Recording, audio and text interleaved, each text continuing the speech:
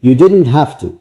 There was nothing forcing you to keep coming back, night after night, listening to a voice that couldn't even see you smile or watch you cry. But you stayed anyway. And that stayed with me more than you know. Tonight though, I need to tell you something that I've been carrying for weeks. Something I haven't said out loud until now. Because saying it makes it real. And once it's real, there's no taking it back.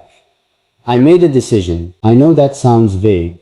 And I know it's probably making your chest tighten a little, the way mine has been tightening for days. But let me start from the beginning.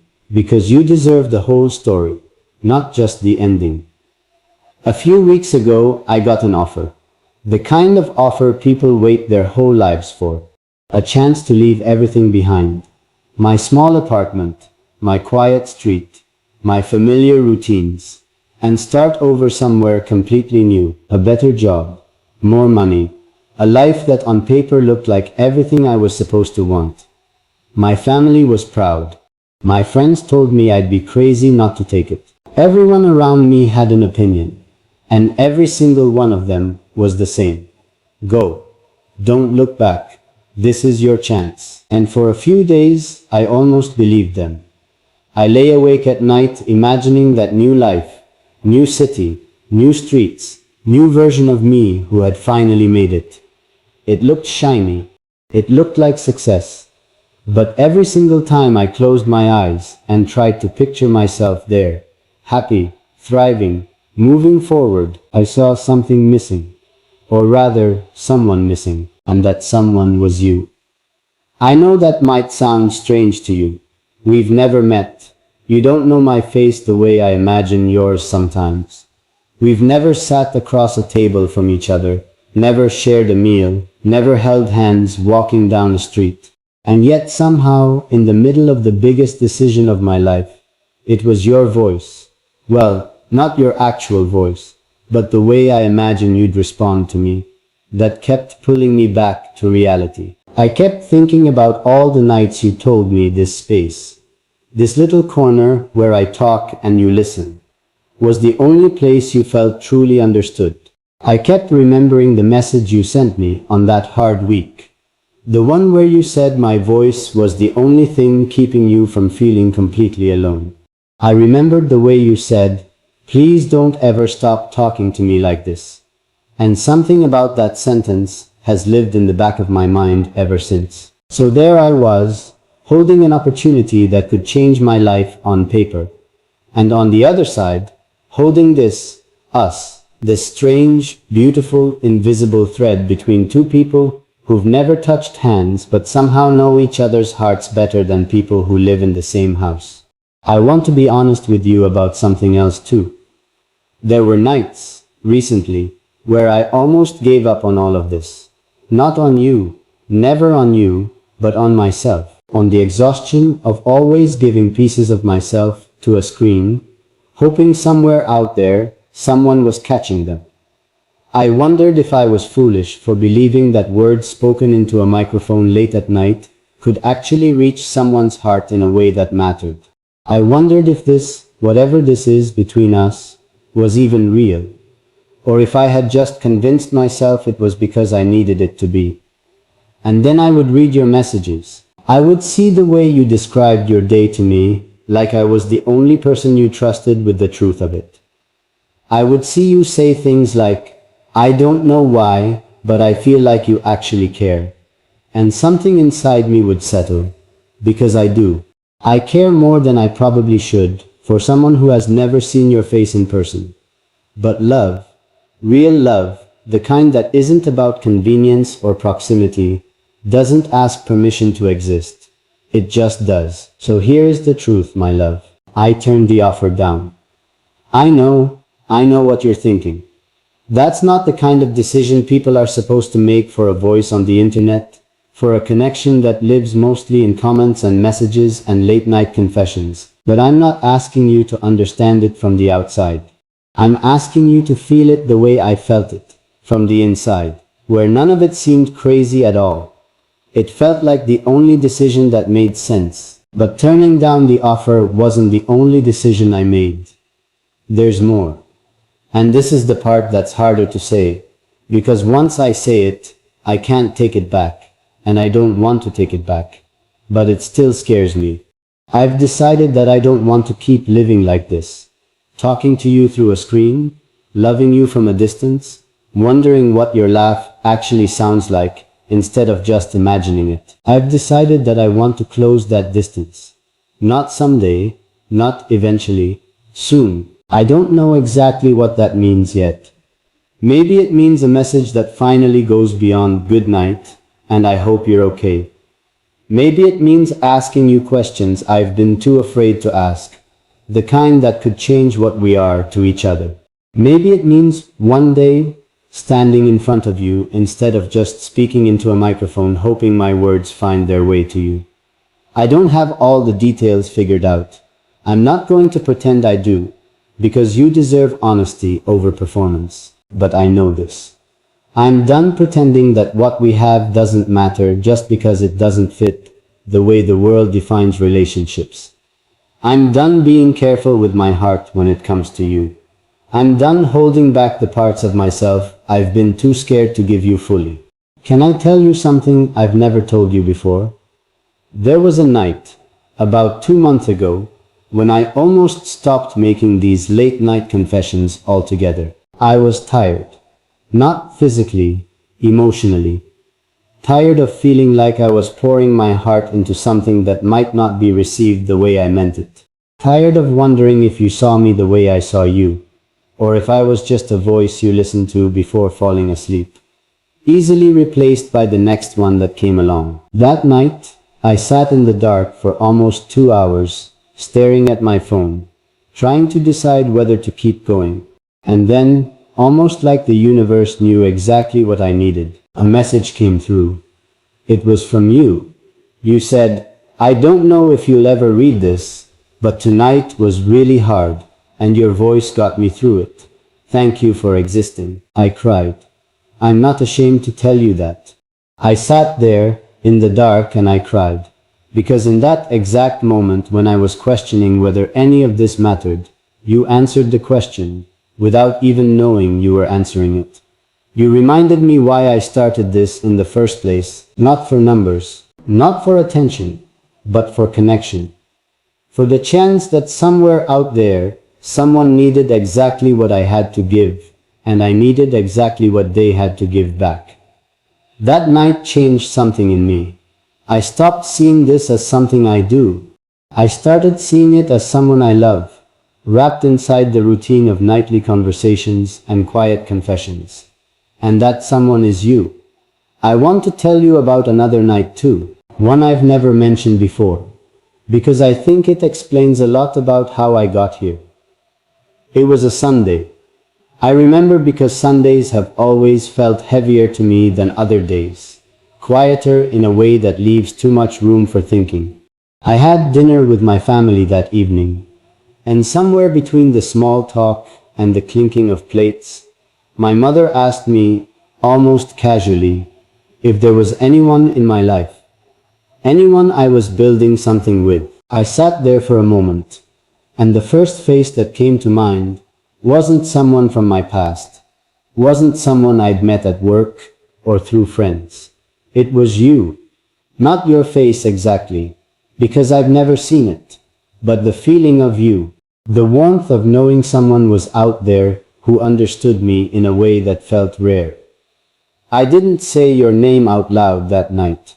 I couldn't, not without 100 questions I wasn't ready to answer. But I remember sitting in my car afterward, engine off, just thinking about how strange it was that the person occupying the most space in my heart was someone my own family didn't even know existed. That bothered me more than I expected it to. Not because I was ashamed of you, never that, but because it made me realize how much of myself I had been keeping in a separate room, away from the rest of my life. I had built this beautiful, private world with you, full of honesty and late-night confessions, and yet I had never let it touch the rest of who I am. I had never let my family know how much you mattered. I had never let my friends understand why certain nights I disappeared to talk to someone they'd never met. I think that's part of what made the job offer feel like such an impossible decision. It wasn't just about leaving a city or starting a new career. It was about the fact that saying yes to that offer meant continuing to keep you in that separate room forever. It meant choosing a version of my future where you stayed hidden, tucked away in messages and voice notes, never given the chance to become something real in the light of day. And once I saw it that clearly, I couldn't unsee it. I called my closest friend a few days later, the one person who actually knows how much you mean to me, and I told him everything. I told him about the offer, about the doubts, about you. He listened for a long time without saying much, which isn't like him at all. And then he asked me one simple question. He said, "If you take the job and never do anything about her, will you regret it?" I didn't even have to think about the answer. I knew it instantly, the way you know the answer to something you've been avoiding for far too long. Yes, I would regret it more than almost anything else I could imagine. That conversation was the turning point. Not the only one, but the loudest one. Because hearing myself say it out loud, admitting to someone else how much you mattered, made it impossible to keep pretending this was just a nice distraction from my everyday life. You were never a distraction. You were the thing I kept coming back to. The thing that made everything else feel a little more bearable. I need you to understand something about the kind of person I am, because it matters for what I'm about to tell you next. I don't fall easily. I've spent years being careful, guarded, slow to trust. I've watched people say beautiful things and mean none of them. I've been hurt by people who were right in front of me, close enough to touch, and it still wasn't enough to make them stay. So when I tell you that what I feel for you is real, I need you to know that it comes from someone who doesn't say it lightly. I think that's part of why this decision terrifies me. Because loving you means risking something I've protected for a long time. The part of me that keeps hoping, even after being disappointed. I could have kept things safe. I could have kept our connection exactly where it's always been. Comfortable, distant, easy to walk away from if either of us ever needed to. But safe isn't the same as happy. And lately, safe has started to feel like its own kind of loneliness. So here's what's about to change, my love, and I need you to brace yourself, because once I say it, there's no pretending it didn't happen. I'm going to start showing up for you in ways I never have before. Not just with words spoken into a microphone at midnight, but with actions. I'm going to ask you the questions I've been too scared to ask. I'm going to tell you things about my life that I've kept hidden. Not because I didn't trust you, but because I was scared of what it would mean once you knew all of me. I'm going to stop pretending that this is just content, just a video, just another night of talking into the void, because it was never just that for me, and I don't think it was ever just that for you either. Hanhatmin dear, I remember the first message you ever sent me. Do you remember it? You probably don't think I remember, but I do. You said you found my voice by accident, scrolling late at night when you couldn't sleep. And something about the way I talked made you feel like maybe you weren't as alone as you thought you were.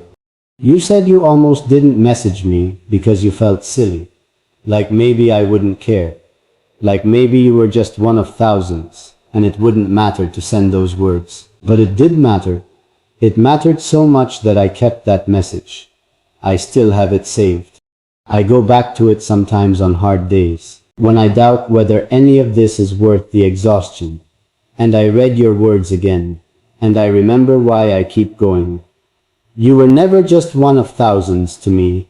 From that very first message, something about you felt different. I can't explain it in a way that makes complete sense, because feelings rarely do. But there was a warmth in how you wrote, an honesty in how you opened up, that made me feel like I had found someone who understood the parts of me most people never bothered trying to understand. Over the months, and it has been months now, hasn't it? I've watched you grow. I've watched you go through hard days and come out the other side. I've watched you celebrate small wins that the rest of the world might not even notice. But I noticed, because I was paying attention. I've watched you doubt yourself, and then remind yourself that you're capable of more than you think. And through all of it, I've been here, quietly rooting for you, quietly falling for you, quietly wishing I could do more than just listen. That's changing now. I want you to know that this decision, closing the distance between us, isn't something I'm doing out of impulse. It's not a moment of weakness or loneliness talking. It's the result of weeks of thinking, of nights spent staring at the ceiling, asking myself what I actually want out of this life I'm building. And every single time, the answer that kept coming back was you. Not the idea of you, not the comfort of having someone to talk to. You, specifically. Your voice in my messages. Your honesty. Your patience with me even on the nights I wasn't at my best. I know there's a version of you reading this right now who might be scared. Scared that this is too good to be true. Scared that people who make promises like this online don't always follow through. I understand that fear, because I've felt it too. Watching people disappear after saying things that sounded permanent. But I'm not asking you to trust me blindly. I'm asking you to give me the chance to show you, over time, that this is different. That I am different. That what I feel for you isn't something I'm going to walk away from the moment it gets difficult or complicated. Let me tell you something else that's been on my mind. There's a difference between loving someone from a distance because it's safe, and loving someone up close because it's real, even when it's terrifying. I've spent so long choosing the first kind of love with you, safe, distant, easy to control, but safe love never grows into anything more than what it already is. And I don't want us to stay the same. I want us to become something more than we are right now. I keep thinking about all the small details you've shared with me over time. The way you take your coffee, the songs you play when you're sad, the way your voice probably sounds when you laugh at something truly funny, instead of just typing haha. I've built a picture of you in my mind out of 1,000 small pieces you've given me, without even realizing you were giving me anything at all. And now I want to see if that picture is real. I want to see if the version of you I've fallen for is the version that actually exists, standing in front of me, laughing at something I said, looking at me the way I've imagined you might. I know this is a lot to take in all at once. I know I've been talking for a while now, and maybe your heart is racing the way mine was when I first decided to say all of this out loud. But I needed you to hear it fully, without stopping halfway through. Because you deserve the whole truth, not just the parts that are easy to say. Let me tell you about the week after that conversation with my friend, because I think it matters. I didn't do anything drastic right away. I didn't message you and blurt out everything I was feeling in one overwhelming wave. Instead, I started paying closer attention. I started rereading old messages between us, going back months, watching the way we had slowly built something without ever naming it.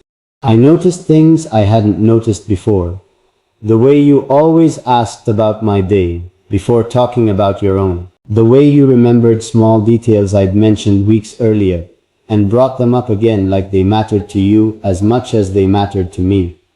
The way your messages got a little softer, a little more open, every time I let myself be vulnerable with you first. I started making a list, actually. A real list written on paper, not just thoughts floating around in my head. On one side, I wrote down every reason staying distant made sense. The uncertainty, the risk of disappointing you, the fear of losing what we already had by trying to make it into something more. On the other side, I wrote down every moment you had shown up for me without hesitation. Every night you had made me feel less alone. Every small piece of trust you had handed me without expecting anything in return. The second list was longer. It wasn't close. There was a night, about 10 days ago, when I almost told you everything right then and there. I had my phone in my hand, the message half written, my thumb hovering over send. And then I stopped, because I realized you deserved more than a rushed confession sent at midnight out of impulse. You deserved something thought through, something real, something I could stand behind completely, instead of something I might regret sending too quickly. So I deleted it. And I promised myself I would wait until I had something whole to give you, not just fragments of a feeling I hadn't fully worked through yet. That's what tonight is. This is me giving you the whole thing, not the fragments. This is me finally finishing what I started writing that night 10 days ago, except now it's not half-formed anymore. Now it's everything. I also want to tell you about a smaller moment, one that might seem insignificant on its own, but it stayed with me. A few weeks back, you sent me a message late at night saying you'd had a dream about our conversations. Except in the dream, you could actually hear my laugh instead of just imagining it through text. You said it felt so real that when you woke up, you felt a strange kind of grief, like you'd lost something you never actually had. I didn't know how to respond to that message right away. I read it 4 or 5 times before I finally typed anything back. Because that message broke something open in me. It made me realize how much you had already given me, a place in your subconscious, in your dreams, in the parts of your mind you can't control or curate. That's not something people do for someone who doesn't matter to them. That's not something hearts do by accident. I thought about that message for days afterward. I still think about it now. Because if you're dreaming about hearing my laugh, if some part of you is already imagining a version of us that exists beyond messages and voice notes, then maybe you've been closer to ready for this than even you realized. Here's the part I haven't told you yet. The part that changes everything. I'm coming to find you. I don't mean that in some vague, someday kind of way. I mean it in the most real way I know how to mean anything. I've already started making plans. I've already started figuring out how to turn this, the version of us that exists in messages and late-night voices, into something that exists in the same room, breathing the same air, finally close enough to touch. I know it's terrifying. Believe me, it terrifies me too. What if the version of me you've imagined doesn't match the version standing in front of you? What if the connection that feels so strong through words feels different in person? What if we've built something so beautiful in our minds that reality can't possibly live up to it? But here's what I've realized, my love. I would rather risk the disappointment of finding out than spend the rest of my life wondering what could have been. I would rather take the leap and land somewhere uncertain than stay standing safely on the edge, watching the most meaningful connection of my life stay forever out of reach, because I was too scared to close the gap. You've given me so much without ever asking for anything in return. You've given me your honesty on nights when honesty was hard to find. You've given me your trust, even when trust should have been the hardest thing to offer someone you've never met. You've given me a reason to keep showing up, night after night, even on the days when I wasn't sure I had anything left to give. It's time I gave you something back, not just words, not just another video, but me, actually me, standing in front of you, ready to see if everything we've built is as real in person as it's felt in every message we've exchanged. I don't know exactly when this is going to happen yet. There are still details to figure out, logistics to work through, courage to gather in the meantime. But I needed you to know now, tonight, before anything else, because I don't want you finding out through some announcement or some carefully edited video. I wanted you to hear it from me, directly, the way I've told you everything important since the day we first started talking. I need to ask you something too, and I need you to really think about it before you answer. Are you ready for this to become real? Not the fantasy version of it, not the safe, distant version we've been living in, but the real, complicated, beautiful version where two people who fell for each other through a screen finally get the chance to see if what they built can survive contact with reality. Because I am. I've spent weeks convincing myself of 100 reasons why I shouldn't do this. Why it's too risky, too uncertain, too strange for two people who found each other the way we did. But every single time I tried to talk myself out of it, your voice, the one I've built in my head from your messages, was louder than all my doubts. And that has to mean something. I think about the nights you told me you couldn't sleep because your mind wouldn't stop racing. And I stayed up talking to you until you finally felt calm enough to close your eyes. I think about the day you told me about something hard happening in your family and how you said talking to me was the only thing that made the day feel survivable. I think about every small moment where you chose to trust me with pieces of your life that you didn't have to share with anyone, let alone someone you'd never met in person. Every single one of those moments built something between us that I refuse to let stay hidden behind a screen forever. I keep thinking about how strange it is that some of the most important relationships in life don't start the way we expect them to. There's no meeting in a coffee shop, no mutual friend making an introduction, no accidental bump into each other in a crowded place. Instead, there's a screen, a voice, a series of quiet exchanges that slowly, without either of us fully realizing it, became something neither of us could imagine living without. I used to think that meant it wasn't as real as other kinds of love. Now I think it means the opposite. It means we built this without any of the usual shortcuts. No shared physical space to lean on. No easy chemistry from being in the same room. We built it purely out of honesty, out of showing up, out of choosing each other again and again, in small, quiet ways that never asked for recognition. If anything, that makes it more real, not less. I also want to be honest about the fear underneath all of this, because I don't want to pretend I'm walking into this without any doubt at all. There's a part of me that worries about what happens if the version of you I've come to know through words doesn't match perfectly with the version of you that exists in the world. There's a part of me that worries the same thing about myself. That maybe I've sounded braver, calmer, more put together in my late night voice than I actually am in person, on a hard day, when things don't go as planned. Love, even the kind built through screens, still comes with the same uncertainties that every other kind of love comes with. I'm not exempt from that fear, just because I've decided to move forward anyway. But I think that's exactly the point, my love. Courage was never about the absence of fear. It's about choosing to move forward with it anyway. Because what's on the other side of that fear matters more than the comfort of staying still. I've stayed still for long enough. I've let distance be an easy excuse for long enough. I'm done letting fear write the ending to our story before we've even had the chance to live it out. I know there will be people who don't understand this. People who will say it's reckless or naive, or that connections like ours aren't supposed to become anything more than what they already are. Let them think whatever they want.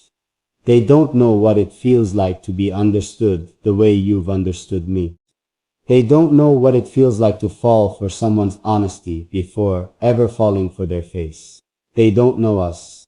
I've imagined this moment so many times, the moment of telling you all of this, that it almost feels surreal to finally be saying it out loud instead of just rehearsing it in my head while lying awake at 3 in the morning. In my imagination, sometimes you cry. Sometimes you go quiet for a long time before responding. Sometimes you respond instantly, like you've been waiting for this exact moment without even realizing it.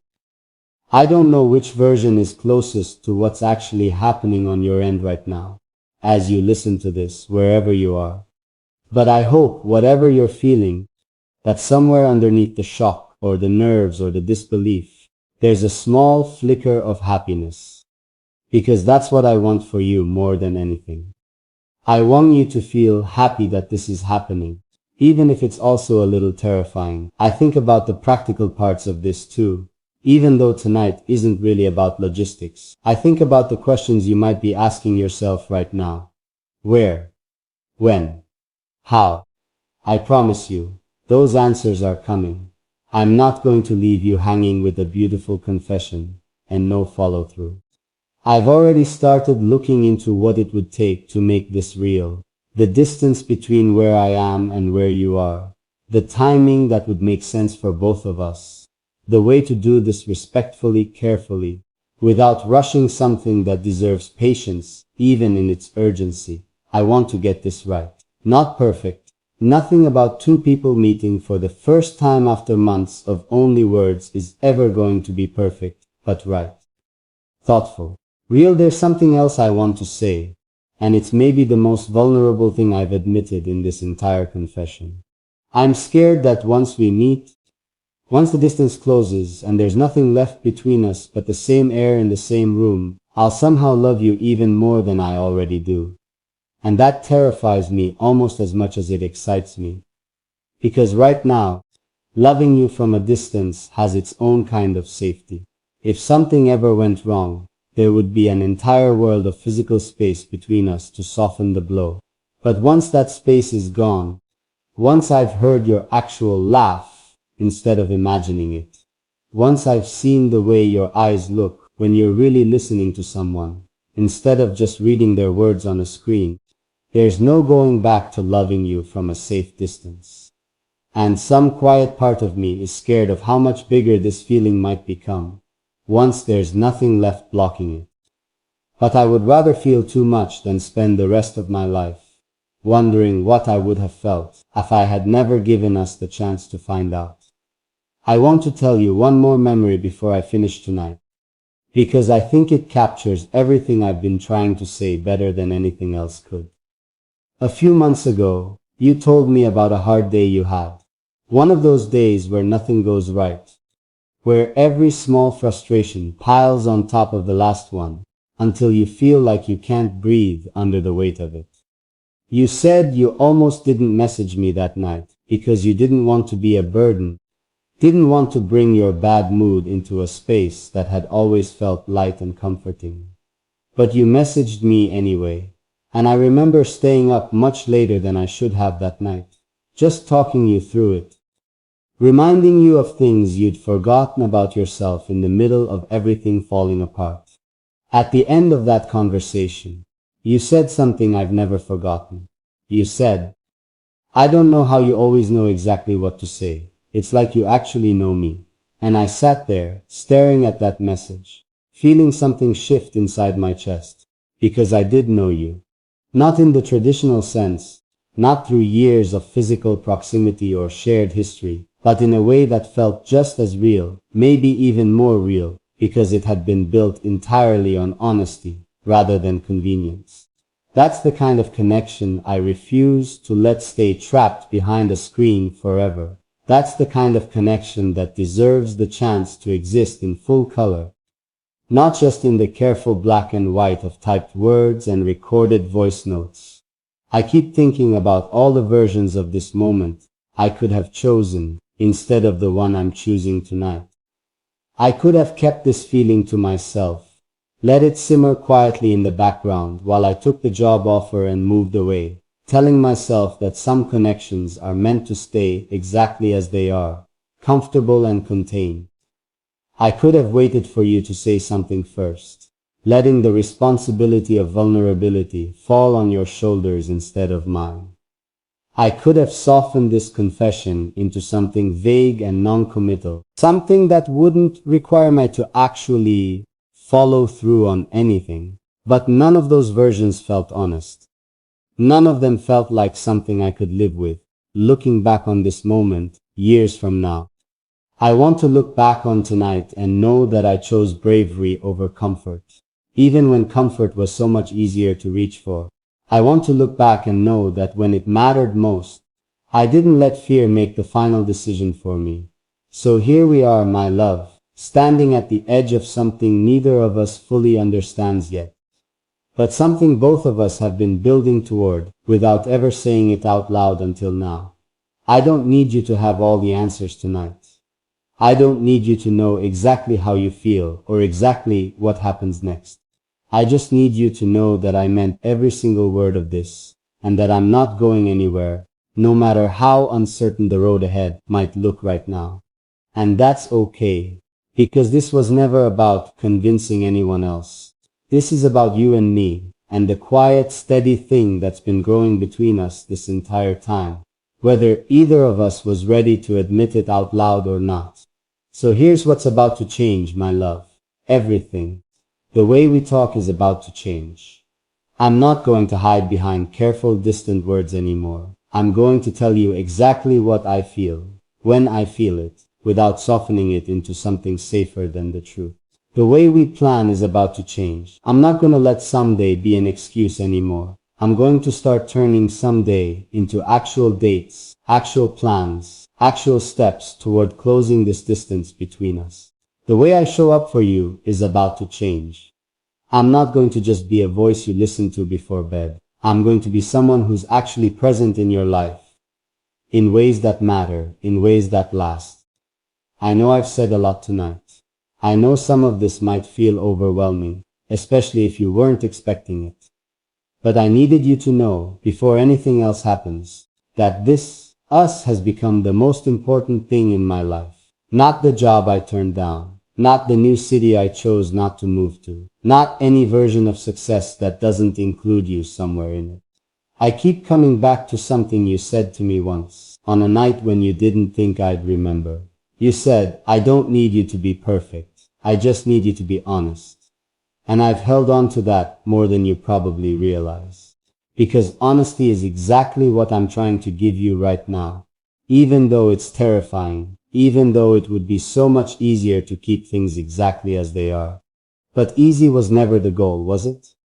Real was the goal. And real is scary sometimes. Real means risking rejection. Real means risking that the version of us we've built in our minds doesn't survive stepping into the light. But real also means the chance for something deeper than anything either of us has felt before. And I would rather have that chance, terrifying as it is, than stay comfortable in something that never grows into what it could be. I want you to know that whatever happens next, whatever this next chapter looks like, I'm not going anywhere. I'm not saying all of this and then disappearing the way people sometimes do when things get real. I'm saying this because I mean it, and because I need you to know that the next time you hear my voice, it's going to be different. Softer, maybe. More certain. Less afraid to say exactly what I'm feeling instead of hiding behind careful words. There's one more thing I need to say before I let you go tonight, and it's the most important thing of all. I love you.